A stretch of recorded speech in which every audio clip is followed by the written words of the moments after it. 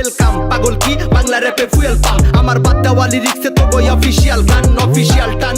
Bangla heap হপের অন্যতম wrapper পাগল Sturm, যিনি রিয়েল স্টর্ম নামে পরিচিত, তিনি আবারও প্রমাণ করলেন কেন তাকে এই কালচারের ওজি বলা হয়। এক দশকের বেশি সময় ধরে তিনি ধারাবাহিকভাবে ক্লাসিক ট্র্যাক উপহার দিয়ে বাংলা হিপ হপের ভিত্তি গড়ে তুলেছেন। স্টর্ম শুধু একজন র্যাপার নন, তিনি নিজেই একটি মুভমেন্ট। মেইন স্ট্রিম আসার অনেক আগেই পাগল স্টর্ম আন্ডারগ্রাউন্ডে নিজের লেগেসি তৈরি করে।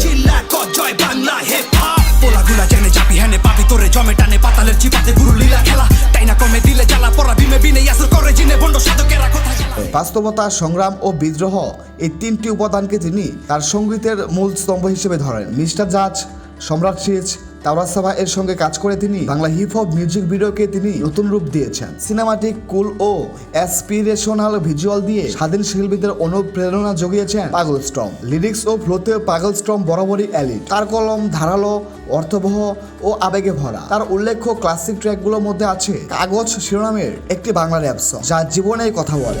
জানি মনে কার নো টাঙ্কি, যে যেমনে পারে আমার লগে মারে টাঙ্কি, আমি এমন লাগে যেন চিড়িয়াখানায় মানকি, এই ছোট দুনিয়াতে কই থাকে সাই।